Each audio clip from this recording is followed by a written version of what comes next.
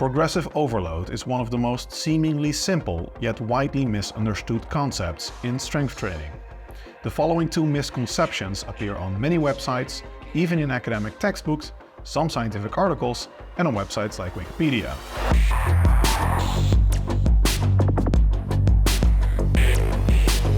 The first major misconception is that progressive overload causes muscle growth and strength development. The second major misconception is that progressive overload can be implemented via a variety of equally effective methods, not just adding load to the bar or repetitions, but also decreasing your rest interval, adding sets, increasing the training frequency, or in general, doing anything that makes the workouts harder. In this video, I'll explain why these two statements are incorrect and how to implement progressive overload in a more effective manner. Let's start by defining what is progressive overload exactly. Progressive overload was, to my knowledge, first introduced as a formalized concept in research after World War II, when it was used to rehabilitate soldiers after the war, but was first implemented by the ancient Greek athlete Milo of Croton. Milo of Croton was an athlete, and his neighbor had a calf, a newborn calf, and he would go out and as one of his workouts he would lift the calf. And as the calf got bigger, he would keep lifting the calf every day and therefore implement progressive overload as the calf was getting heavier. So at some point, Milo was supposedly lifting a full bull. Now that story might also be full bull, but it illustrates the concept perfectly well. As you can see in the graph here, when you impose a stress on the body, it triggers an alarm or a stress phase. This is followed by recovery.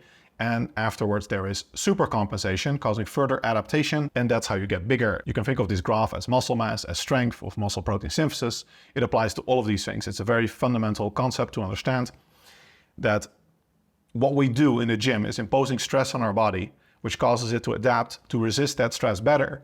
And the adaptations that we are interested in are strength development and muscle hypertrophy. So the muscle gets bigger and stronger to resist the tension that we imposed on it earlier. And if you keep doing this, you get something like this, where you can see that the graph with continuous phases of stress recovery adaptation curves, it keeps going up and up and up. So that's how we get stronger and bigger over time.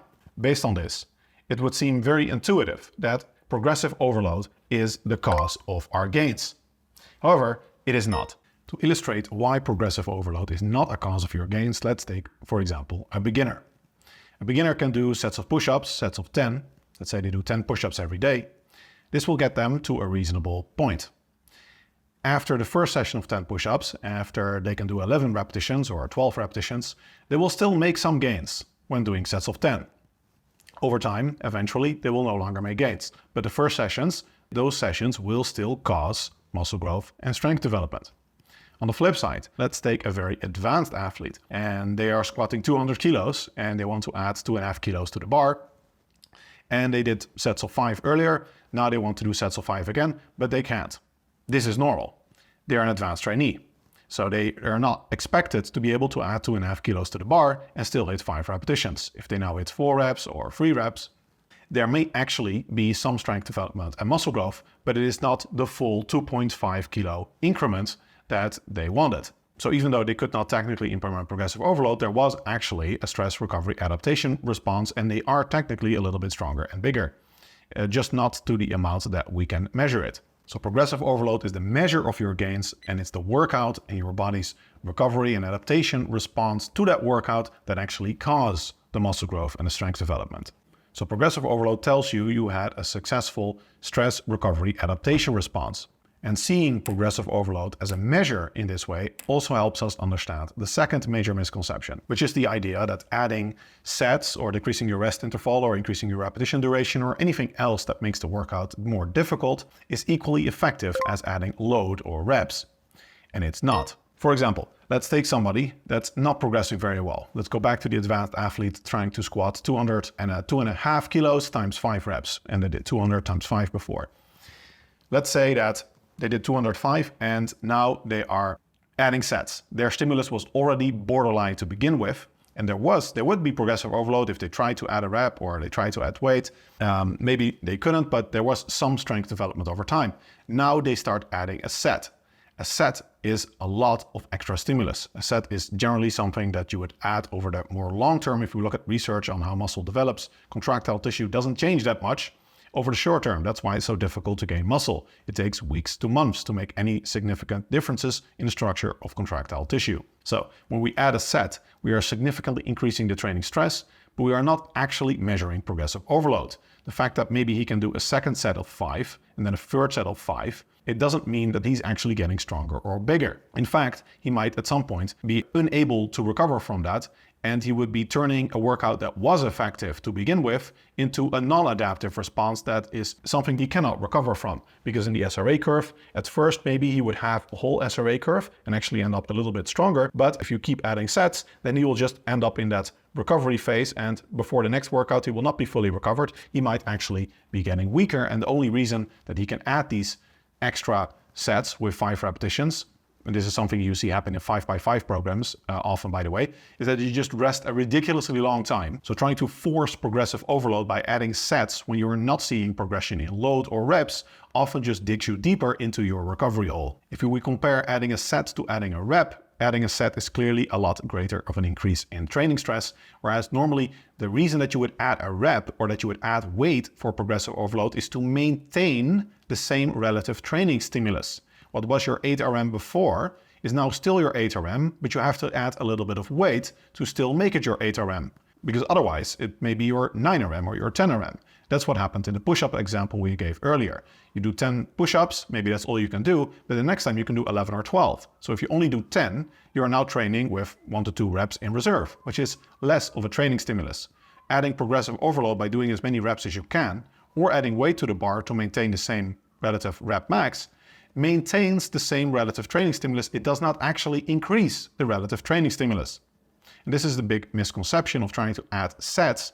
It's completely different in concept to adding reps or weight, which just maintains the relative stimulus and measures your progression. The fact that you can progress over time, the fact that you can add repetitions, or that you can squat with a higher weight, that's the measure that your workouts were successful. Your last workouts were successful. Other methods of implementing progressive overload, such as trying to increase the rep duration or shortening your rest intervals, suffer from many of the same problems. They don't make it very easy for you to measure your gains, and they also suffer from significant other practical problems. For example, decreasing your rest interval is, for one, very impractical in that you have to measure your rest interval, which most people do not do. And even if they do it, they typically don't stick to their stopwatch or whatever they use with high accuracy. Even worse, the very methodology of using your rest interval as a measure of your strength progression is fundamentally unsound, because you're not necessarily measuring strength adaptation, but you might be measuring endurance adaptation. If you can do the same workout with a slightly shorter rest interval, that doesn't mean you are stronger or bigger necessarily. It might just mean that your endurance improved. This can be due to cardiorespiratory adaptations, for example, your lungs simply being able to take more oxygen, therefore needing less recovery in between sets. It might be due to capillarization of the muscle, increasing the blood flow. It might be due to an increase in mitochondrial density, allowing for faster energy substrate recovery, even without any actual strength development or muscle hypertrophy taking place.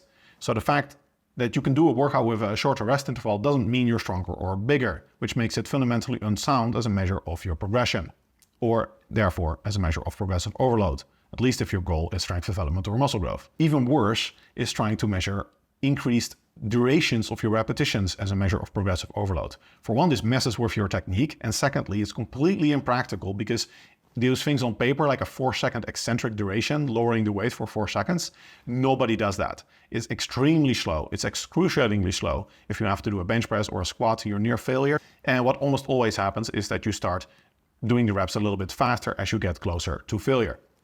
So even if you could technically do this with a metronome, and some studies do this, it's not a very enjoyable way to train. It messes with your technique. It's very impractical. And therefore not very suited, in my view, as a measure of progressive overload, even though technically this would constitute progressive overload.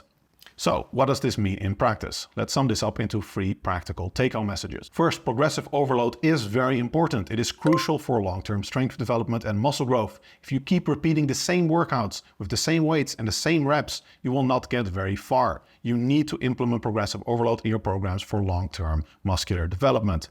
Second, the best way to implement progressive overload is the OG method of actually adding load. or else repetitions. If you cannot add load, then add repetitions. That's generally my advice. That's how I teach it to my students and my coaching client. Because nothing else reliably tells you you're getting stronger or bigger. Remember that progressive overload is not the cause of your gains, but the measure thereof. 3. Progress is everything. Progressive overload tells you your program is working. If your program is not working, you are not progressing, then you need to update your program. Einstein defined insanity as doing the same thing over and over again and expecting different results. Many people do this in the gym. They just keep pushing on a program that is not actually resulting in progressive overload. If you're not getting stronger during a program, you need to update the program. And if you are implementing progressive overload successfully, you are managing to add load or reps consistently to all of your exercises, then don't fix what isn't broken. Don't go program hopping or trying to do some other fancy periodization stuff just because you think you should. No, your program is working, so just keep grinding. If you like this type of evidence-based fitness content, I'd be honored if you like and subscribe.